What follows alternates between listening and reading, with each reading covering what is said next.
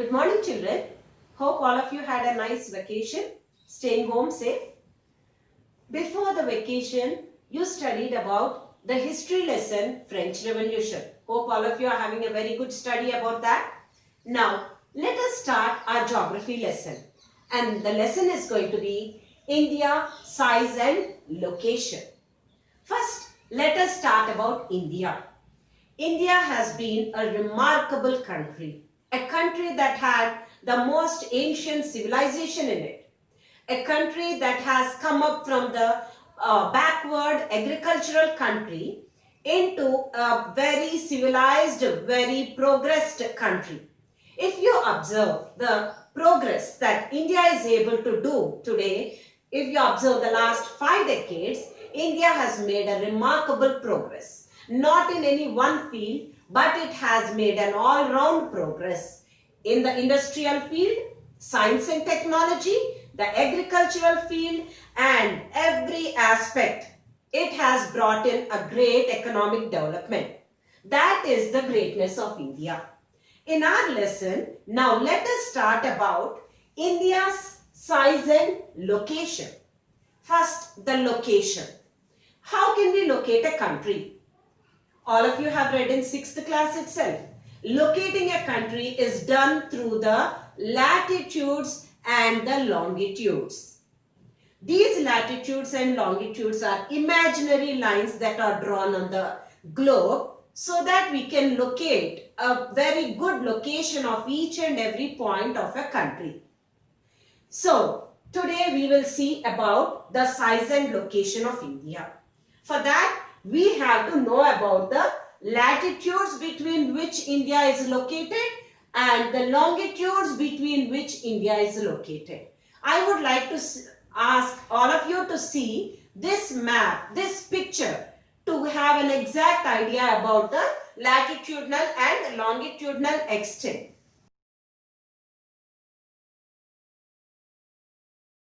I would like to tell you about the latitudes between which India is located and the longitudes between which India is located. Now just you have seen the picture in which I have shown the latitudes and the longitudes.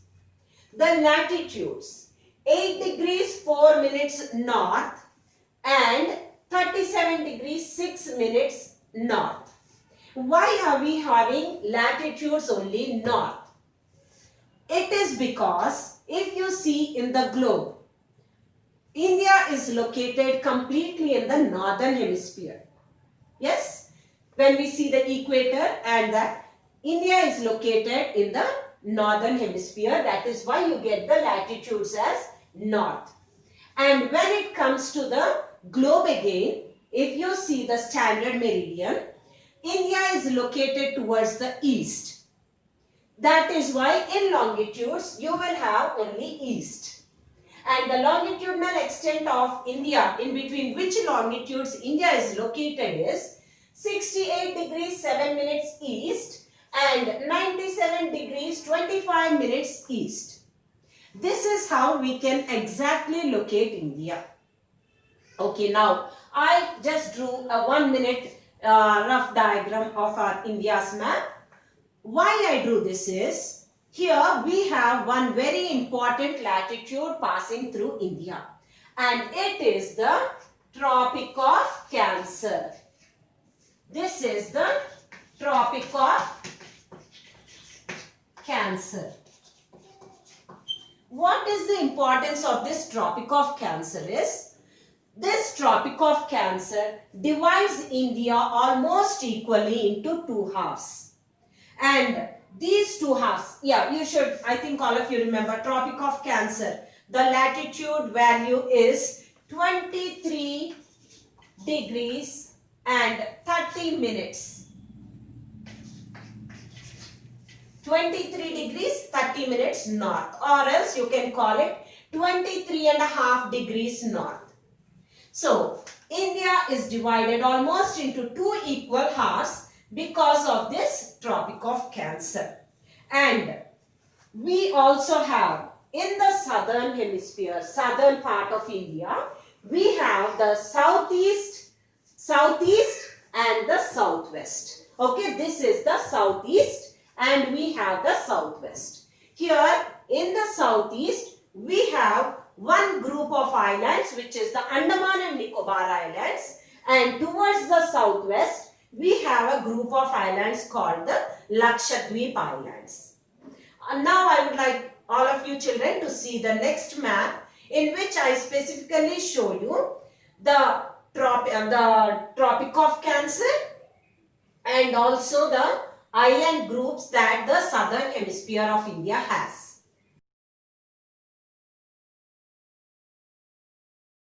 Now let us see about the size of India. When it comes to the size of India, the area that India covers, India has a land area of 3.28 million square kilometers. And when we compare this with the whole land area of the world, it accounts to 2.4%. So the land, the proportion that India has, the land is 2.4% of the whole world's land area. And there is one more important thing that we have to see. It is India is the 7th largest country in the world.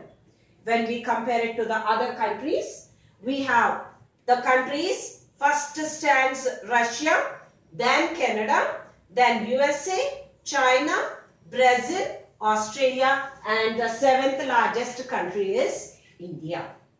And here when we see the land area, I mean to say here the land boundary of India, it accounts to 15,200 kilometers. It is the land boundary. The whole boundary, if we see, it comes to 15,200 kilometers. And if you see here in the south, I told you, we have the southeast and the southwest. To the southeast, we have the Bay of Bengal. To the southwest, we have the Arabian Sea. And if we see this coastline, it is called the coastline. If we see the extent of coastline, it accounts to 7,516.6 kilometers.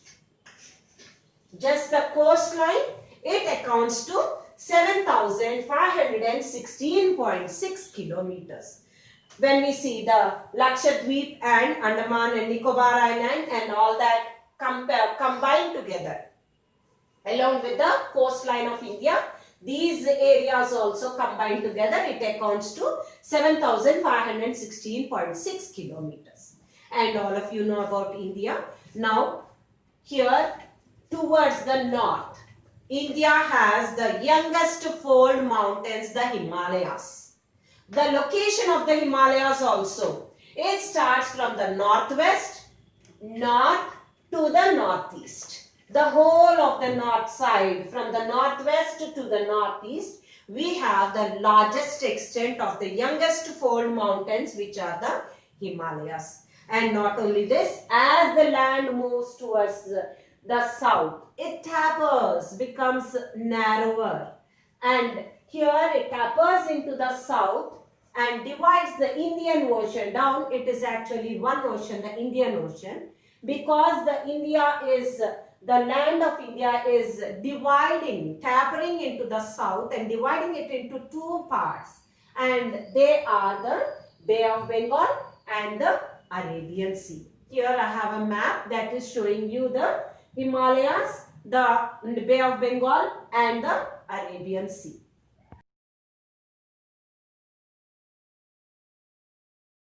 If you observe India and if you observe the latitudinal and longitudinal extent, we can say that India has 30 degrees. 30 degrees. The extent of the mainland is 30 degrees. And even then, if you see the east-west, if you take that area, it seems that this is smaller than when we see the north and south extent. Of course, there is a slight difference in the area and the extent kilometers, but it is a very slight difference. And here There is another important thing to observe. 30 degrees, I told you that the whole mainland is. When we see from Gujarat and Arunachal Pradesh, there is a 2-hour difference in time. So it becomes hard to calculate the time. Then what arrangement has been done is, there has been selected one particular longitude and that has been made the standard meridian. The Indian standard meridian is 82 degrees 30 minutes east. This is called the standard meridian.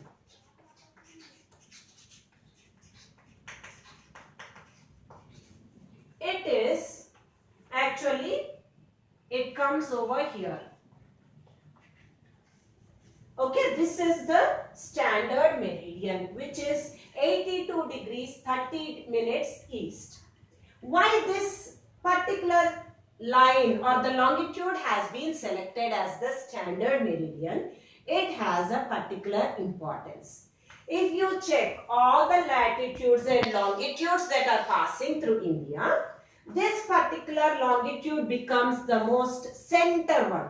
That is why this particular longitude is selected as the standard meridian of India, and whatever time is there at that particular standard meridian has been taken as a standard for every state, be it Gujarat or Arunachal Pradesh. There cannot be any differences in time in one country. So whatever is the time, this standard meridian passes through Mirzapur in Uttar Pradesh. So this particular standard meridian time has been taken as a norm or a standard for whole of India. Why is there this 2-hour difference of time? I think all of you remember, you have studied in your 6th class the same point. Every 1 degree, there is a 4-minute difference of time. I already told you there is almost 30 degrees, and if you calculate this, you will have a 2-hour difference. That is the reason why there is a 2-hour difference between the time of Gujarat and Arunachal Pradesh over there. So we cannot have different times in one country.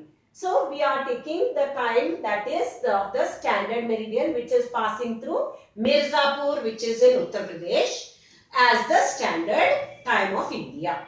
So hope all of you understood about the size, location of India, how we are maintaining a standard time over to have uniformity over in India. Children, I'll give you some questions. Try to read the textbook, the first 2 pages, which comes page number 3 and 4, and try to answer the questions that I am giving over here as an assignment.